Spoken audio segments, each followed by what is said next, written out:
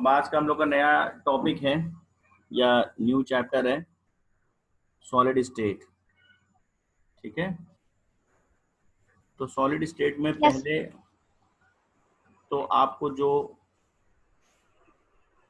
Different matter के 3 different physical states हैं, solid, liquid and gas. उसमें से गैसियस स्टेट को तो हम लोग डिस्कस कर चुके हैं, कहाँ पे, 11th, है ना। सॉलिड स्टेट को हम लोग यहाँ पर डिस्कस करेंगे। तो पहले जरा कुछ बेसिक इंट्रोडक्शन देख लीजिए। ये जो 3 डिफरेंट स्टेट्स हैं मैटर के,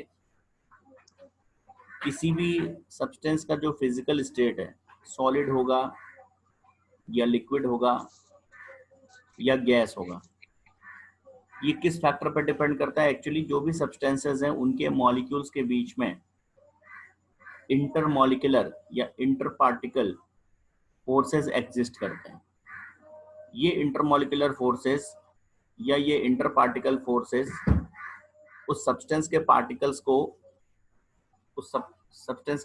को अट्रैक्ट करते हैं या उनको क्लोज रखते हैं।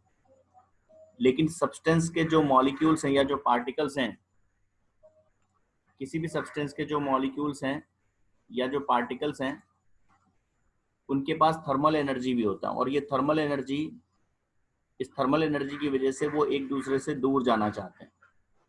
तो इसका मतलब सब्सटेंस, कोई भी सब्सटेंस होगा, उसके मॉलिक्यूल्स या उसके पार्टिकल्स के पास 2 अपोजिट फोर्सेस वर्क कर रहे हैं। एक थर्मल एनर्जी जो पार्टिकल्स को एक दूसरे से अलग करना चाहता है, और एक इंटर पार्टिकल फोर्स जो पार्टिकल्स को क्लोज लाना चाहता है। सब्सटेंस के अंदर डोमिनेटिंग फोर्स कौन सा है, डोमिनेटिंग फैक्टर क्या है, उस पर डिपेंड करेगा उसका physical state.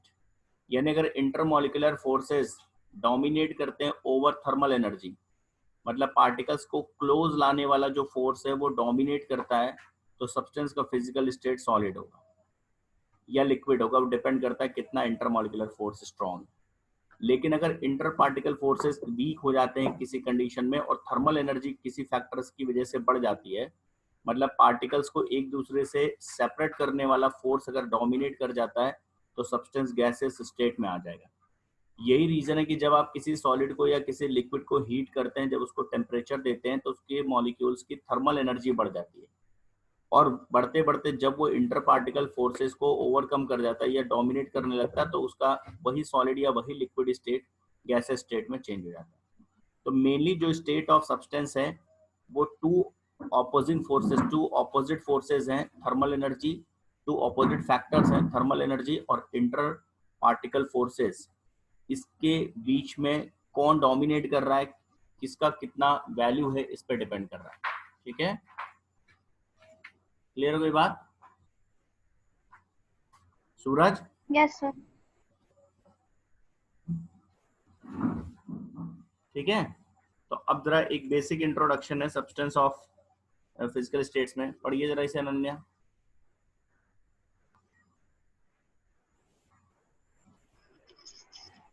We know that matter can exist in 3 states, namely solid, liquid, and gas. Under a given set of conditions of temperature and pressure, which of these would be the most stable state of a given substance depends upon the net effect of 2 opposing factors. Intermolecular forces tend to keep the molecules or atoms or ions closer, whereas thermal energy tends to keep them apart by making them move faster. At sufficiently low temperature, the thermal energy is low and intermolecular forces bring them so close that they cling to one another and occupy fixed positions. These can still oscillate about the mean positions and the substance exists in solid state. ठीक है, तो इसका मतलब ये हुआ कि जो हम सॉलिड स्टेट की बात करते हैं, तो सॉलिड स्टेट बेसिकली वो स्टेट है सब्सटेंस का जिसमें इंटरमॉलिक्यूलर फोर्स या उसका इंटर पार्टिकल फोर्स उसकी थर्मल एनर्जी से बहुत ज्यादा है। क्लियर हो गई बात? Yes. ठीक है, अब सॉलिड्स की और भी कुछ कैरेक्टरिस्टिक्स हैं। ठीक है, सॉलिड्स की कैरेक्टरिस्टिक्स ये सब लोअर क्लासेस में हम लोग पढ़ते हैं। ये सारी कैरेक्टरिस्टिक्स आपने पढ़ी होंगी, जैसे उसका डेफिनेट मास होता है सॉलिड का, डेफिनेट वॉल्यूम होता है, डेफिनेट शेप होता है, इंटरमॉलिक्यूलर डिस्टेंसेस बहुत कम होती हैं, इंटरमॉलिक्यूलर फोर्सेस बहुत स्ट्रांग होते हैं, और जो इनके कंस्टिट्यूएंट पार्टिकल्स हैं सॉलिड्स के, चाहे वो पार्टिकल्स एटम्स हो या मॉलिक्यूल्स हो या आयंस हो, जिससे भी सॉलिड का फॉर्मेशन हुआ है, the constituent particles have fixed positions and they can only oscillate about their mean position, they can't move. Solids में पढ़ते हैं ना हम लोग, केवल ऑसिलेशन हो सकता है, मूवमेंट नहीं होता मॉलिक्यूल्स का या पार्टिकल्स का। They are incompressible and rigid. Solids में क्या होता है, रिजिडिटी होती है, बहुत मार्जिन नहीं होता, आप उसे कंप्रेस नहीं कर पाते। क्यों रिजिडिटी होती है, कोई बताएगा? Why solids are rigid? Internal extraction force. क्योंकि आपने अभी कहा है कि जो सॉलिड के मॉलिक्यूल्स हैं या जो सॉलिड के पार्टिकल्स हैं उनके बीच में इंटरमॉलिक्यूलर फोर्सेस बहुत कम, बहुत ज्यादा, और इंटर पार्टिकल स्पेस बहुत कम होता है। यानी वो ऑलरेडी इतना क्लोजली पैक्ड हैं उसके पार्टिकल्स कि कंप्रेस करने के लिए और मार्जिन नहीं है, है ना। अगर मॉलिक्यूल्स के या पार्टिकल्स के बीच में सफिशिएंट गैप होगा तभी तो आप उसे कंप्रेस कर पाओगे। जब ऑलरेडी वो क्लोजली पैक्ड हैं, ऑलरेडी एक दूसरे से टच कर रहे हैं मॉलिक्यूल्स, उनके बीच में कोई एम्प्टी स्पेस, वैकेंट स्पेस नहीं है, तो आप उसे कंप्रेस कैसे करोगे?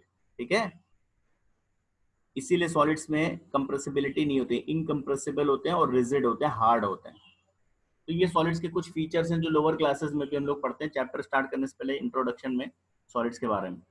एक और डेफिनेशन है, अगर हम सॉलिड्स को डिफाइन करने के लिए कहते हैं तो बहुत सारे डेफिनेशंस हैं। जैसे लोअर क्लासेस में हम कहते हैं सॉलिड्स में the substances which have definite mass, definite shape, है ना। या हम इंटरमॉलिक्यूलर फोर्सेस और थर्मल एनर्जी के सेंस में बता सकते हैं। या फिर हम ये भी कह सकते हैं सॉलिड्स किसको कहते हैं, basically the state of a substance whose melting as well as boiling point both are higher than room temperature. कोई भी ऐसा सब्सटेंस या कोई भी ऐसा स्टेट सब्सटेंस का जिसका मेल्टिंग पॉइंट भी और जिसका बॉइलिंग पॉइंट ये दोनों ही रूम टेम्परेचर से हाई हो, उसको हम क्या कहेंगे, सॉलिड कहेंगे। ठीक है, सॉलिड किसको कहते हैं? सॉलिड्स का क्या होता है, मेल्टिंग पॉइंट भी हायर होगा रूम टेम्परेचर पे और बॉइलिंग पॉइंट भी हायर होगा। क्लियर? ठीक है, Yes, sir. तो ये कुछ इंट्रोडक्शन है। चैप्टर हमारा मेन यहाँ से स्टार्ट होता है, क्लासिफिकेशन ऑफ सॉलिड्स, क्योंकि इंट्रोडक्शन बहुत कम आता है। ये सॉलिड्स की डेफिनेशन, ये सॉलिड्स की प्रॉपर्टीज, ये सब लोअर क्लासेस का टॉपिक है। क्लासिफिकेशन ऑफ सॉलिड्स यानी जितने भी सॉलिड्स हैं हमारे आसपास डे टू डे लाइफ में जिनसे हम इंटरेक्ट कर रहे हैं या देख रहे हैं, वो मेनली टू टाइप्स के हैं, crystalline solids and second one is amorphous solids. Crystalline and second one is amorphous. ये दो टाइप के सॉलिड्स होते हैं मेनली। जो बेसिक डिफरेंस है क्रिस्टलाइन और एमॉर्फस में वो ये है, क्रिस्टलाइन सॉलिड्स में जो कंस्टिट्यूएंट पार्टिकल्स होंगे सॉलिड्स के, एटम्स हो या मॉलिक्यूल्स हो या आयंस हो, जिससे भी सॉलिड मिलकर बना हुआ है, जो भी कंस्टिट्यूएंट पार्टिकल्स हैं सॉलिड्स के, वो एक डेफिनिट पैटर्न में, एक वेल डिफाइंड मैनर में, एक वेल डिफाइंड पैटर्न को फॉलो करते हुए अरेंज होते हैं। और उनका जो ये अरेंजमेंट का पैटर्न है वो through out the solid continue करता है। यानी ऐसा नहीं कि थोड़ी देर तक एक पैटर्न फॉलो हो रहा है और उसके बाद वो पैटर्न डिस्टर्ब हो जाता है। जैसे एक एग्जांपल मैं समझाता हूँ। मान लीजिए आपको अपने रूम में किसी वॉल पे बलून्स लगाने हैं, ठीक है, और आपके पास ब्लू एंड व्हाइट कलर के बलून्स हैं, इसको किसी वॉल पे आपको लगाना है। अब आपने वॉल पे क्या किया कि एक पैटर्न बना लिया कि पहले हम एक व्हाइट बलून लगाएंगे, उसके बाद 2 ब्लू बलून लेंगे, फिर एक व्हाइट, फिर 2 ब्लू, फिर व्हाइट, फिर 2 ब्लू। तो ये आप कोई एक पैटर्न आपने ले लिया, उस पैटर्न को आप फॉलो कर रहे हैं। आपको मालूम है कि एवरी व्हाइट बलून के बाद 2 ब्लू बलून आने और उसके बाद फिर व्हाइट आना, फिर 2 ब्लू आने। तो ये एक पैटर्न फॉलो हो रहा है और पूरी वॉल के अंदर आपने उस पैटर्न को फॉलो किया हुआ है। तो एक सिस्टमैटिक अरेंजमेंट है पार्टिकल्स का, एक वेल डिफाइंड पैटर्न है पार्टिकल्स के सेट होने का या अरेंज होने का। लेकिन अगर आपने कहीं पर भी ब्लू, कहीं पर भी व्हाइट बलून लगा दिए, कोई सिस्टमैटिक पैटर्न फॉलो नहीं किया है पार्टिकल्स को अरेंज करने का, तो उसको क्या कहेंगे हम लोग, एमॉर्फस सॉलिड। क्लियर होगा? जो मेन डिफरेंस है वो क्रिस्टलाइन सॉलिड्स के अंदर उसके जो कंस्टिट्यूएंट पार्टिकल्स हैं, एटम्स या मॉलिक्यूल्स या आयंस, उनके अरेंजमेंट का एक सेट पैटर्न होता है। एमॉर्फस सॉलिड्स में उन कंस्टिट्यूएंट पार्टिकल्स ऑफ सॉलिड्स के अरेंजमेंट का कोई सेट पैटर्न नहीं होता है। और अगर मान लीजिए कोई सेट पैटर्न है भी तो वो पूरे क्रिस्टल में, पूरे सॉलिड में मेंटेन नहीं होता। हो सकता है कि थोड़ी दूर तक कोई एक पैटर्न आपको फॉलो होता हुआ दिख रहा हो, लेकिन पूरे सॉलिड के अंदर वो पैटर्न, जैसे आपने बलून्स लगाने शुरू किए तो थोड़ी देर तक तो आपने सोचा कि हम बहुत पैटर्न फॉलो करेंगे, थोड़ी देर बाद मान लो आप परेशान हो गए या टाइम बहुत ज्यादा लग रहा तो आपने सोचा जो बचे हुए बलून उनको यार लगाओ, किसी तरह से कंप्लीट करो, है ना। तो क्या हुआ, थोड़ी दूर तक तो आपने पैटर्न फॉलो किया, लेकिन पूरे सॉलिड में आपने फॉलो नहीं किया, तो वो भी एमॉर्फस आएगा। क्लियर? Yes, sir. अब देखिए जो क्रिस्टलाइन सॉलिड्स हैं उनके अंदर पार्टिकल्स के अरेंजमेंट का एक सेट ऑर्डर होगा, एक सेट पैटर्न होगा, और वो pattern through out the crystal, through out the solid maintain रहेगा। ये मैं बार बार कह रहा हूँ, इसीलिए हम क्रिस्टलाइन सॉलिड्स को लॉन्ग रेंज ऑर्डर सॉलिड्स भी कहते हैं। यानी यहाँ पर जो पार्टिकल्स के अरेंजमेंट का जो सेट पैटर्न है वो लॉन्ग रेंज में, मतलब पूरे ओवरऑल सॉलिड में मेंटेन रहेगा। एमॉर्फस, इसके एग्जांपल्स क्रिस्टलाइन सॉलिड्स के जितने भी मेटालिक एलिमेंट्स है, जितने भी मेटल्स, हम आसपास किसी भी मेटल का एग्जांपल लिख दो वो क्रिस्टलाइन सॉलिड होता है। आयरन है, कॉपर है, सिल्वर है, सोडियम है, पोटेशियम है, जिंक है, जो भी आपको मेटल याद आ जाए वो लिख दो। वो सारे मेटल्स कैसे होते हैं? क्रिस्टलाइन सॉलिड्स होते हैं, उनके अंदर पार्टिकल्स का एक सेट पैटर्न होता है। इसके अलावा एक बहुत इंपॉर्टेंट एग्जाम्पल जो आपको ध्यान रखना है वो है क्वार्ट्ज। क्वार्ट्ज क्यों ध्यान रखना आगे मैं बताऊंगा, लेकिन क्वार्ट्ज भी ध्यान रखिएगा। क्वार्ट्ज, ये जो क्वार्ट्ज मटेरियल है इसका जो कंस्टिट्यूएंट पार्टिकल होता है वो सिलिकॉन डाइऑक्साइड होता है। क्वार्ट्ज क्या है बेसिकली, यह किससे मिलकर बना हुआ है? ये SiO2 से मिलकर बना हुआ है। सिलिकॉन डाइऑक्साइड इसके कंस्टिट्यूएंट पार्टिकल्स होते हैं और वो पार्टिकल्स एक सिस्टमैटिक पैटर्न में अरेंज होते हैं। इसके अलावा कुछ नॉन मेटालिक एलिमेंट्स भी क्रिस्टलाइन होते हैं, जैसे सल्फर है, फास्फोरस है, आयोडीन है। इसके अलावा जितने भी आयनिक कंपाउंड्स आपके पास हैं, जैसे common salt NaCl, sodium chloride है, जिंक सल्फाइड है, इसके अलावा नैफ्थलीन, ये आयनिक नहीं है। तो मेनली अगर आपको जैसे कभी एग्जाम में लिखना हो तो आपको कुछ नहीं याद आ रहा हो तो कोई भी मेटल लिख सकते हो या कोई भी आयनिक कंपाउंड उठाकर लिख दो। NaCl लिख दो, CaCl लिख दो, KCl लिख दो, कोई भी आयनिक कंपाउंड या कोई भी मेटल आप इसके एग्जाम्पल में लिख सकते हैं। क्लियर हो गई बात? Yes, sir. अब एमॉर्फस किसको कहते हैं? In which the constituent particles do not have orderly arrangement, and if they have orderly arrangement though it is not extended to more than few angstrom units। यानी उनके अंदर पार्टिकल्स के arrangement का कोई ऑर्डर नहीं है, और अगर कोई ऑर्डर दिख भी रहा है तो वो थोड़ी दूर तक, कुछ फ्यू एंगस्ट्रॉम तक ही मेंटेन रहेगा, पूरे सॉलिड में वो मेंटेन नहीं रहता है वो ऑर्डर। तो इसलिए ऐसे सॉलिड्स को हम लोग क्या कहते हैं? एमॉर्फस सॉलिड्स को Short range order solids. Short range order solids कहते हैं। इसके एग्जांपल्स में सिलिका, ग्लास, वुड, ये सब एमॉर्फस सॉलिड्स में आते हैं। प्लास्टिक जितने भी आप देखते हो अपने आसपास, ये सब एमॉर्फस सॉलिड्स में आते हैं। यहाँ पर देखिए एक डायग्राम के थ्रू मैं समझा भी रहा हूँ। आप इसमें दो डायग्राम अगल बगल देख रहे हैं, तो डायग्राम नंबर 1 को देखिएगा। डायग्राम 1 में देखिए पार्टिकल्स का एक सेट पैटर्न, कोई सेट पैटर्न फॉलो हो रहा है, ऐसे फॉलो हो रहा है कुछ एक सेट पैटर्न। आपको नहीं लग रहा है कि पार्टिकल्स एक किसी सेट पैटर्न को फॉलो करते हुए ही अरेंज हो रहे हैं, हेक्सागोनल फॉर्म बन रहा है? Yes, sir. ठीक है ना? और उसमें भी देखिए ग्रीन और ब्लू कलर के जो उसके कंस्टिट्यूएंट पार्टिकल्स है उनके अरेंजमेंट का भी एक पैटर्न फॉलो हो रहा है कि ग्रीन है देन ब्लू है, और हेक्सागोनल ही बन रहा है। और आप देखिए पूरे सॉलिड में वो ऑर्डर मेंटेन भी दिख रहा है आपको। Yes. ठीक है? जबकि उसके जस्ट बगल में जो डायग्राम है यहाँ पर देखिए, क्या कोई भी किसी को भी कोई एक पैटर्न दिख रहा है?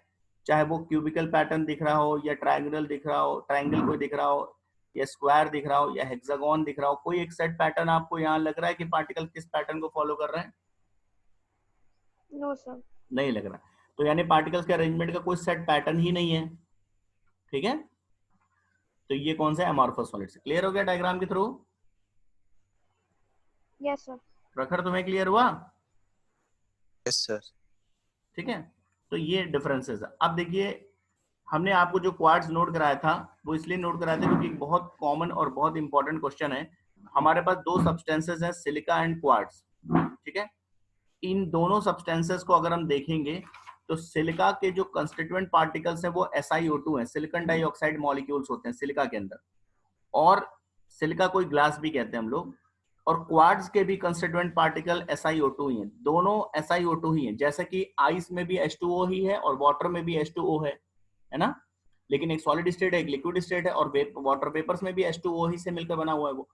तो ऐसे सिलिका और क्वार्ट्ज दोनों के कंस्टिट्यूएंट पार्टिकल सिलिकॉन डाइऑक्साइड ही हैं, लेकिन डिफरेंस क्या है? सिलिका एमॉर्फस है, क्वार्ट्ज क्रिस्टलाइन है। यानी वही सिलिकॉन डाइऑक्साइड मॉलिक्यूल्स जब सिस्टमैटिकली अरेंज हो जाते हैं तो वो क्वार्ट्ज बन जाता है, और वही सिलिकॉन डाइऑक्साइड मॉलिक्यूल्स अगर सिस्टमैटिकली या ऑर्डरली अरेंज्ड नहीं है तो वो सिलिका या ग्लास होता है।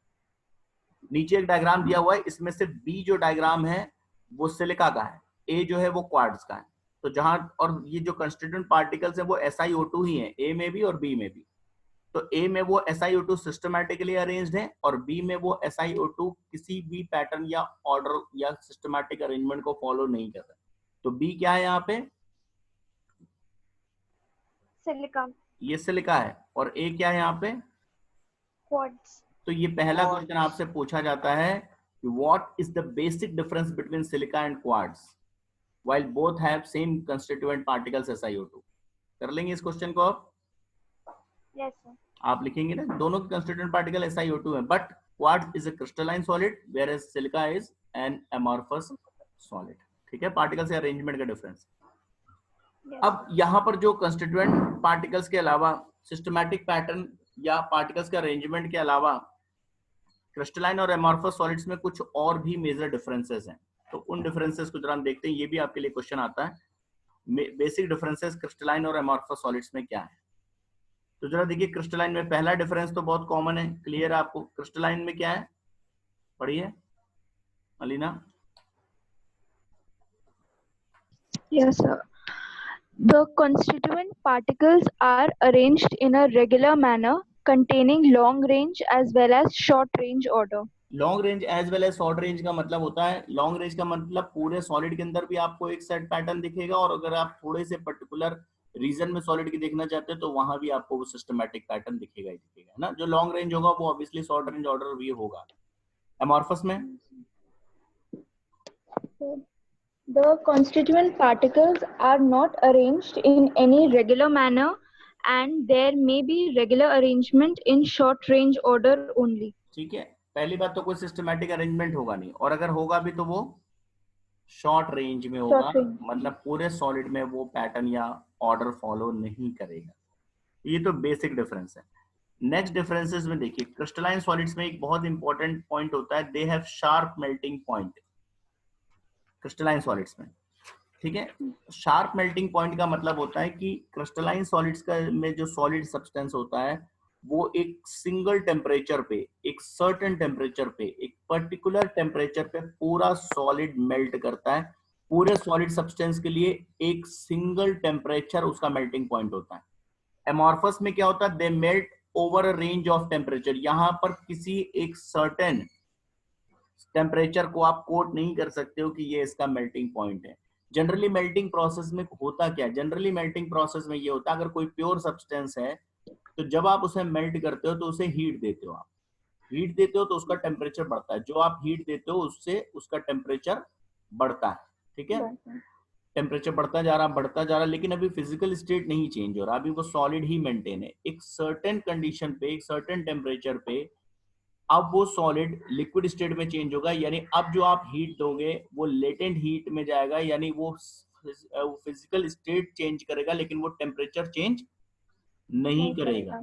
एक सर्टेन टेम्परेचर मेंटेन हो जाएगा और वो पूरा सॉलिड धीरे धीरे उसी सर्टेन टेम्परेचर पे ही लिक्विड स्टेट में कन्वर्ट हो जाएगा।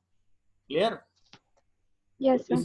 यहाँ पर एक डेफिनेट ये क्रिस्टलाइन सॉलिड में होता है। जैसे मान लो कोई क्रिस्टलाइन सॉलिड है तो आप कह सकते हो कि इसका मेल्टिंग पॉइंट 78 डिग्री सेल्सियस है।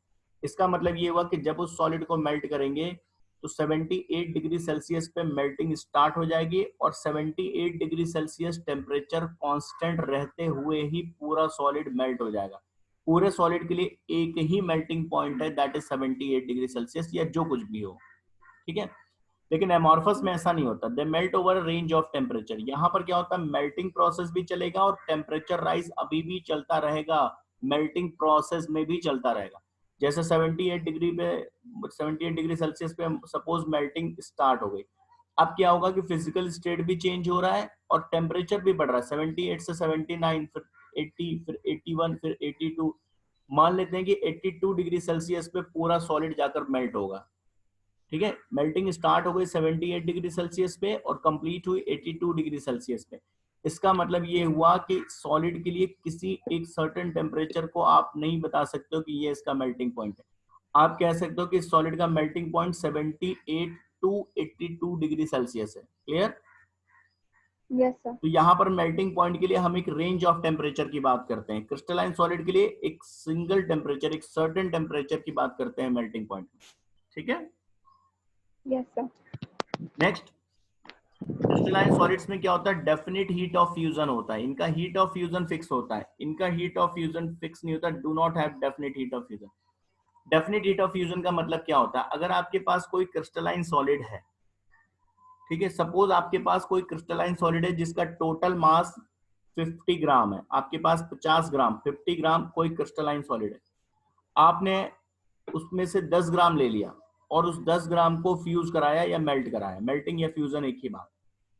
उस 10 ग्राम को मेल्ट कराने में मान लो आपको 200 जूल हीट देना पड़ा, तो इसका मतलब जो उसका फ्यूजन, जो उसका हीट ऑफ फ्यूजन है वो 200 जूल पर 10 ग्राम है। ये तो हुआ, आपको Yes, sir. 200 जूल हीट देना पड़ा उस 10 ग्राम को मेल्ट करने के लिए, तो इसका मतलब जो उसका हीट ऑफ फ्यूजन है या हीट ऑफ मेल्टिंग है वो 200 जूल पर 10 ग्राम है, यही तो मतलब है। Yes, sir. और अगर पर ग्राम की बात करें तो 200 अपॉन 10 मतलब 20 जूल पर 20 joule ग्राम, है ना। per gram. तो इसका Yes, ये sir. जो हीट ऑफ फ्यूजन है ये फिक्स है, यानी जब आप उसी सॉलिड के अनदर 10 ग्राम फिर लोगे अगर, तो उस अनदर 10 ग्राम को भी फ्यूज करने में आपको डेफिनेट है, ये फिक्स है कि आपको 200 जूल ही खर्च करना है, ये वेरी नहीं करेगा, ठीक है। Yes, sir. नेक्स्ट 10 ग्राम लोगे तो भी आपको heat of fusion 200 joule he energy लगनी है, ये वैल्यूज फिक्स हैं। हीट ऑफ फ्यूजन उसका डेफिनेट है, किसी को भी पता है कि हमें पर ग्राम के लिए इतना हीट चाहिए, हमें इतने ग्राम मेल्ट कराना है, तो वो इजीली कैलकुलेट कर सकता है कि इतने जूल हीट की नीड होगी। क्लियर है, क्योंकि ये डेफिनेट है, फिक्स वैल्यू है ये।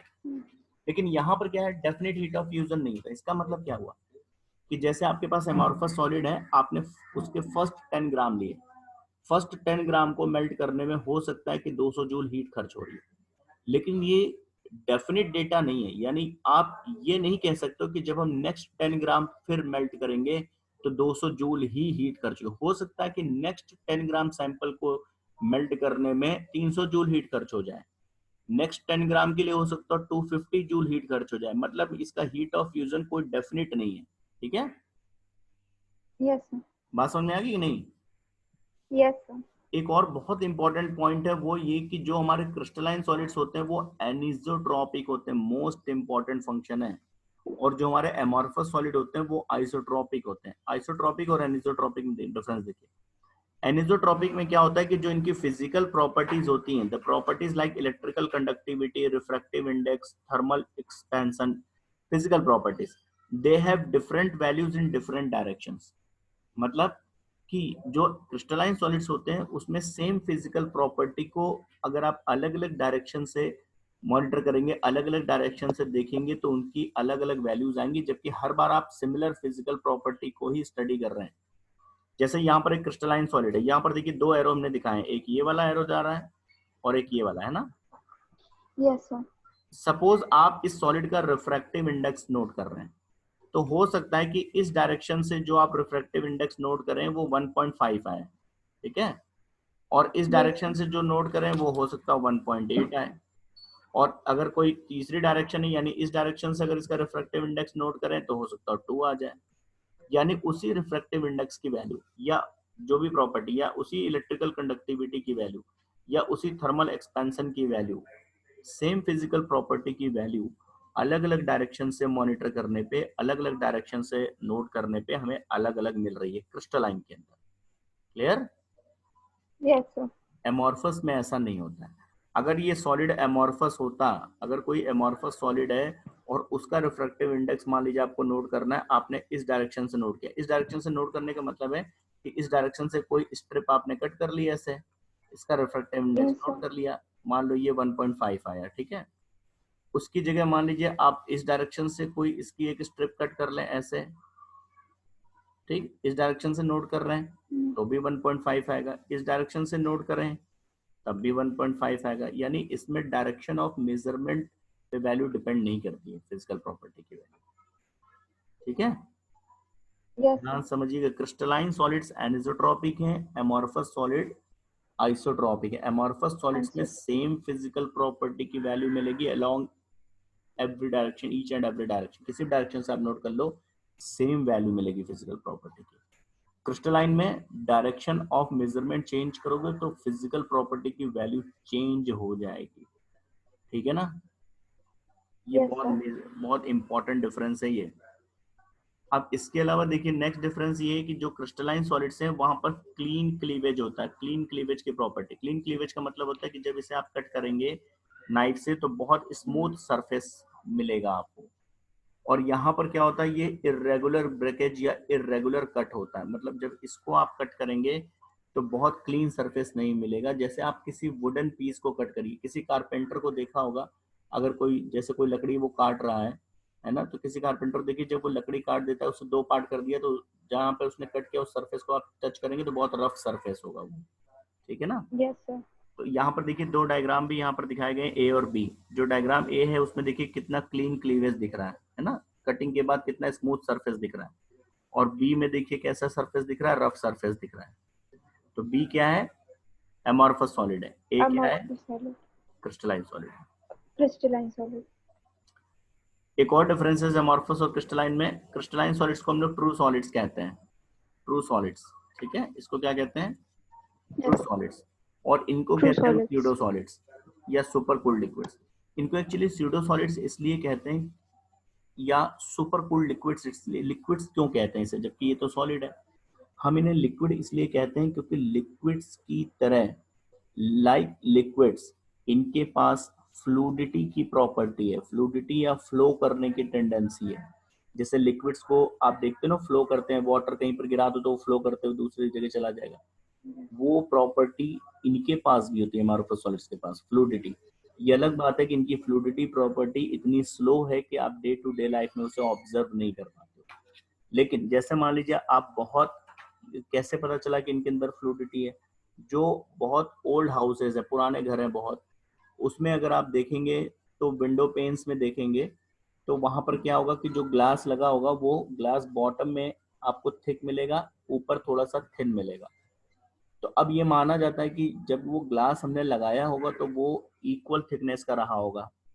धीरे धीरे due to effect of gravity वो ग्लास धीरे धीरे डाउनवर्ड मूव करता गया और कई सालों में उसका इफेक्ट हमें मिलने लगा कि जो बॉटम पे हमें दिख रहा है ग्लास वो थिक दिख रहा है, ऊपर थिन दिख रहा है। तो ये नहीं माना जा रहा कि जब वो ग्लास लगा होगा तब वो अनइक्वल थिकनेस का रहा होगा, ये एज्यूम किया जाता है कि वो धीरे धीरे ग्रेविटी के इफेक्ट से वो ग्लास फ्लो कर गया। अब फ्लो हुआ, भले ही इतना स्लो फ्लो हो, यानी इतने कई सालों में हमें दिखा, लेकिन फ्लो तो हुआ धीरे धीरे। तो फ्लो करने की टेंडेंसी किस में है, लिक्विड्स में। इस प्रॉपर्टी की वजह से लिक्विड्स की इस फ्लूडिटी प्रॉपर्टी को होल्ड करते हैं, इससे सिमिलर होने की वजह से हम इनको कहते हैं सुपर कोल्ड लिक्विड्स। यानी ये कहते हैं कि amorphous solids basically pure solids है ही नहीं, वो लिक्विड्स हैं जो सुपर कूल्ड हैं, बहुत ज्यादा कूल हो गए तो हमें सॉलिड लग रहा है। जैसे किसी आइसक्रीम ब्रिक को देखिए, आप मार्केट से कोई आइसक्रीम की ब्रिक लेकर आते हैं तो जब वो फ्रीजर में से निकालता है तब आपको लगता है सॉलिड है, वो एक्चुअली सुपर कूल्ड लिक्विड है ना, तब आपको नहीं पता चलता, आपको लगता है वो सॉलिड है। तो ये मानते हैं कि जो एमॉर्फस सॉलिड्स हैं वो उनका ओरिजिनल नेचर लिक्विड है, बट वो सुपर कूल्ड है तो आपको लग रहा है कि वो सॉलिड है। और क्यों इनको लिक्विड मानते हैं, क्योंकि लिक्विड्स की तरह इनमें फ्लो करने की, अगर ये क्वेश्चन आता है कि why they are known as super cooled liquids, तो इसलिए क्योंकि लिक्विड्स की तरह ही इनमें भी फ्लो करने की प्रॉपर्टी या टेंडेंसी है, ठीक है। और ये कैसे पता चलेगा कि फ्लो करने की प्रॉपर्टी है, क्योंकि इनके अंदर फ्लूडिटी प्रॉपर्टी। ये कैसे पता चला कि फ्लूडिटी प्रॉपर्टी है इनके अंदर, क्योंकि जब बहुत पुराने घरों में अगर हम देखेंगे विंडो पेन्स को तो क्या होगा कि जो वो बॉटम पे होंगे वो थिक होंगे, thicker at the bottom than at the top. ये शो करता है, या प्रूव करता है, या कंफर्म करता है कि फ्लूडिटी प्रॉपर्टी। तो ये एक डिफरेंसेस है, ठीक है। एग्जांपल्स में अगर हम देखेंगे तो हमने पहले ही बता रखे हैं, क्रिस्टलाइन के एग्जांपल्स में जितने भी मेटल्स हैं वो आएंगे, ऑल मेटल्स, क्वार्ट्ज, जितने भी आयनिक कंपाउंड्स हैं, इसमें आपके ग्लास, वुड, ये सब आएंगे, ठीक है। तो ये बेसिक डिफरेंस, जिसमें 3-4 डिफरेंसेस बहुत इंपॉर्टेंट है। एक तो पार्टिकल्स के अरेंजमेंट का है, दूसरा एनिसोट्रॉपिक और आइसोट्रॉपिक का है, कटिंग का डिफरेंस है, स्मूथ क्लीवेज होगा, इसमें रेगुलर कट होगा, डेफिनेट हीट ऑफ फ्यूजन होता है क्रिस्टलाइन में, एमॉर्फस में डेफिनेट हीट ऑफ फ्यूजन नहीं होता, यानी इनको फ्यूज करने में कितनी एनर्जी लगेगी ये आप श्योर बता नहीं सकते हो, हर बार अलग वैरी करेंगे, है ना। जैसे आप किसी वुडन पीस को जलाइए, किसी प्लास्टिक को जलाइए, आपने देखा होगा अगर आप प्लास्टिक को जलाइए तो शुरू में क्या होता है कि थोड़ी सी एनर्जी, थोड़ा सा हीट में ज्यादा प्लास्टिक जल जाती है, बाद में क्या होता है वो प्लास्टिक धीरे धीरे जलती रहती है, यानी थोड़ा सा अमाउंट बच गया, वो जल ही नहीं रहा, वो मेल्ट ही नहीं हो रहा है, होता है ऐसा। तब क्या हुआ, उतने थोड़े से मास को मेल्ट करने में बहुत ज्यादा एनर्जी चाहिए आपको, जबकि पहले इतना ज्यादा प्लास्टिक का मास वो जल्दी मेल्ट कर गया, कम एनर्जी मेल्ट कर गया। इसका मतलब मेल्टिंग के लिए जो रिक्वायर्ड एनर्जी है वो कोई फिक्स नहीं है, ठीक है ना। या कई बार आपने देखा हो वुडन पीस को, जैसे होली में आप देखते हैं होलिका दहन जब होता है, देखते हैं कोई वुडन पीस को, हम बड़े बड़े लकड़ी के पीसेस को जलाते हैं तो हम देखते हैं कि बहुत सारा मान लीजिए बहुत बड़ा लकड़ी का पीस था, वो जल्दी जल गया, लास्ट में थोड़ी सी लकड़ी रह गई, वो जली रही है ना। जबकि Yes, उतनी ही एनर्जी हम उसे दे रहे हैं जितनी एनर्जी हमने बाकी पूरे लकड़ी के लिए दी थी, उतनी ही एनर्जी हम एक छोटे से पोर्शन के लिए दे रहे हैं, लेकिन वो नहीं जल्दी जल रहा है या मेल्ट हो रहा है ना। तो ये सब हीट ऑफ फ्यूजन डेफिनेट नहीं होता इनका, क्योंकि ये सब कैसे हैं, ये सब एमॉर्फस सॉलिड है, ठीक है। लेकिन वही अगर किसी Yes, मेटल sir. को आपको मेल्ट करना हो तो आपको पता है कि इतने ग्राम मेटल है तो इतनी ही एनर्जी लगेगी, उसमें वेरिएशन नहीं होगा कि हम मेल्ट करें तो अलग एनर्जी लगेगी, आप करें तो अलग एनर्जी लगेगी, या मेटल के किसी पार्ट को मेल्ट होने में अलग एनर्जी लगेगी, दूसरे पार्ट को मेल्ट होने में अलग एनर्जी लगेगी, ऐसा नहीं होता उसमें, ठीक है। Yes, sir. तो ये डिफरेंसेस क्लियर हो गए आपको। Yes, ठीक है, sir. शार्प मेल्टिंग पॉइंट, इसमें over a range of temperature, या डेफिनेट हीट ऑफ फ्यूजन, या no definite heat of fusion, या अनिसोट्रोपिक, यानी डिफरेंट डायरेक्शन से नोट करने पे फिजिकल प्रॉपर्टी की डिफरेंट वैल्यूज, यहाँ पर सेम वैल्यूज मिलती हैं, ये आइसोट्रोपिक होंगे, यहाँ पर क्लीन क्लीवेज होगा, यहाँ इरेगुलर क्लीवेज होगा, ये ट्रू सॉलिड्स हैं, इधर स्यूडो सॉलिड्स हैं, या सुपर कूल्ड लिक्विड्स हैं। सुपर कूल्ड लिक्विड्स क्यों है, क्योंकि फ्लूइडिटी प्रॉपर्टी है। फ्लूइडिटी प्रॉपर्टी कैसे कंफर्म हुई, क्लियर। Glass. Yes, sir. और एग्जांपल्स, अब कुछ इंपॉर्टेंट पॉइंट्स देखिए इन डिफरेंसेस के बाद क्रिस्टलाइन और एमॉर्फस में। एमॉर्फस सॉलिड में हो सकता है, हमने कहा था कि एमॉर्फस सॉलिड में ऐसा हो सकता है कि पार्टिकल्स का कोई सेट पैटर्न या फॉलो हो रहा हो, लेकिन वो पूरे क्रिस्टल में नहीं मेंटेन होगा, यही तो हमने कहा। Yes, sir. थोड़ी देर तक हो Yes, सकता है sir. कि कोई पैटर्न फॉलो हो रहा हो. तो वो शॉर्ट रेंज के लिए जो पैटर्न फॉलो हो रहा होगा उसको हम क्रिस्टलाइट कहते हैं। यानी एमॉर्फस सॉलिड के अंदर कोई ऐसा पार्ट, एक छोटा सा रीजन जो अपने आप में क्रिस्टलाइन हो, यानी उस पूरे सॉलिड में तो कोई ऐसा सेट पैटर्न नहीं है, लेकिन उसके अंदर हो सकता है थोड़ी दूर तक कोई पैटर्न आपको देखने को मिल जाए। जैसे आपने बलून्स लगाए ब्लू एंड व्हाइट, पूरी वॉल में कोई पैटर्न फॉलो नहीं हो रहा, हो सकता है कि उसके थोड़े से पोर्शन में आपको लग रहा हो कि यहाँ यार कोई पैटर्न दिख रहा है, मैं blue and white blue and white blue and white चल रहा है, ठीक है ना। तो उस छोटे से रीजन Yes, को, sir. जो एमॉर्फस सॉलिड के अंदर का कोई ऐसा रीजन जो जिसमें एक सिस्टमैटिक पैटर्न आपको दिख रहा हो थोड़ी देर के लिए, उसको क्या कहेंगे हम लोग, क्रिस्टलाइट। Crystal. ठीक। एक और बहुत इंपॉर्टेंट पॉइंट आता है, एक बहुत इंपॉर्टेंट क्वेश्चन आता है कि आप किसी भी क्रिस्टलाइन सॉलिड को एमॉर्फस में कैसे चेंज करते हैं। बहुत इंपॉर्टेंट क्वेश्चन है ये, ठीक है, बहुत इंपॉर्टेंट क्वेश्चन है। या इस तरह से भी आता है कि क्वार्ट्ज को सिलिका में कैसे चेंज करेंगे। देखिए एक्चुअली क्रिस्टलाइन सॉलिड्स में क्या है, पार्टिकल्स का एक सेट पैटर्न है, आपको उस सेट पैटर्न को डिस्टर्ब This. करना है। करना है. तो करना क्या है हमें कि जो भी क्रिस्टलाइन सॉलिड है उसको मेल्ट कर दो या उसको हीट कर दो, ठीक है, वेपर स्टेट में चेंज कर दो या लिक्विड स्टेट में चेंज कर दो, और फिर उसे सॉलिडिफाई करो, लेकिन रैपिड कूलिंग करो। यानी दोबारा जब आप उसे सॉलिडिफाई करेंगे तो बहुत फास्ट करेंगे। जब बहुत फास्ट आप कूलिंग करते हैं तो जो भी पार्टिकल्स है उनको सिस्टमैटिक पैटर्न फॉलो करने का या सिस्टमैटिक अरेंजमेंट बनाने का टाइम नहीं मिल पाता है। तो जो जहां पर पार्टिकल्स होगा वो वहीं सेट हो जाएगा, अपना सिस्टमैटिक पैटर्न नहीं बना पाएगा, तब वो किस में चेंज हो जाएगा, एमॉर्फस। जैसे आप क्लास के अंदर मान लीजिए सपोज 50 स्टूडेंट हैं किसी क्लास में, क्लास के अंदर घुसे और हमने तुरंत कहा कि तुरंत बैठ जाओ, 1 मिनट का हमने कहा कि 10 सेकंड का टाइम है, 10 सेकंड में जो बैठ पाएगा ठीक है, जो नहीं बैठ पाएगा वो क्लास के बाहर। तो इतना कम हमने टाइम दिया, तब आपको अपना सेट पैटर्न बनाने का टाइम नहीं मिला कि हम इसके साथ बैठेंगे, हम इसके साथ बैठेंगे, हम यहाँ बैठेंगे, हम पिछली रो में बैठेंगे, हम अगली रो में बैठेंगे, हमको वहां से समझ में आता है, हमको यहाँ से समझ में आता है, ये सब सोचने का टाइम ही नहीं मिला आपको 10 सेकंड के अंदर, है ना। आपने सोचा Yes, पहले sir. बैठो, नहीं तो क्लास के बाहर हो जाएंगे, तो जो जहाँ पर है वहीं बैठ गया, कोई सिस्टमैटिक पैटर्न नहीं बना, ठीक। लेकिन जब आप क्लास में आके मान लो टीचर नहीं है, 10 मिनट का आपके पास टाइम है, तो बिल्कुल सोच समझ के हम यहाँ बैठेंगे, कल हम वहाँ बैठे थे, हमको यहाँ से समझ में आ रहा है, यहाँ हम गेम खेल सकते हैं, है ना, यहाँ से बैठ के मोबाइल चला सकते हैं, ये सब सोचोगे आप। आपको अपने अकॉर्डिंग, क्यों सूरज बाबू, आपको अपने अकॉर्डिंग सिस्टमैटिक अरेंजमेंट का एक टाइम मिलेगा, तो कैसा सॉलिड बनेगा, क्रिस्टलाइन। Crystalline. तो क्रिस्टलाइन सॉलिड्स क्या, जब आप कूलिंग बहुत स्लो करते हैं, कहीं किसी भी लिक्विड या वेपर स्टेट की कूलिंग बहुत स्लो प्रोसेस में करते हैं, तो स्लो प्रोसेस में पार्टिकल्स को प्रॉपर टाइम मिलता है अपने आप को सेट करने का, और वो एक सिस्टमैटिक पैटर्न फॉलो करते हुए। जैसे आपको दिन भर का टाइम मिले और आपसे कहा जाए बैलून्स लगाने हैं तो लगा लोगे। अभी कोई कह दे कि Yes, sir. 5 मिनट बाद, अभी जो आपके गेस्ट हैं 5 मिनट बाद आने वाले हैं, 5 मिनट में बैलून्स लगा लो, तो आप सोचते हो ना अब इसमें क्या सिस्टमैटिक पैटर्न बनाए, क्रिएटिविटी शो करने के टाइम चाहिए, तो आपने क्या किया, तुरंत कहीं ना कहीं बैलून लगा दिए कि लगा के यार कंप्लीट करो काम, है ना। तो Yes, कैसे क्वार्ट्ज को सिलिका में चेंज करेंगे, क्वार्ट्ज को मेल्ट करेंगे और उसके बाद रैपिड कूलिंग करेंगे उसकी। या किसी भी क्रिस्टलाइन को एमॉर्फस में चेंज करना है तो पहले उसको मेल्ट करो, और जो उसका मेल्ट या उसका वेपर स्टेट हो उसको क्या करो, रैपिड कूलिंग करो, वो एमॉर्फस में चेंज करो, ठीक है। Yes, sir. क्लियर हो गई बात। Yes, sir.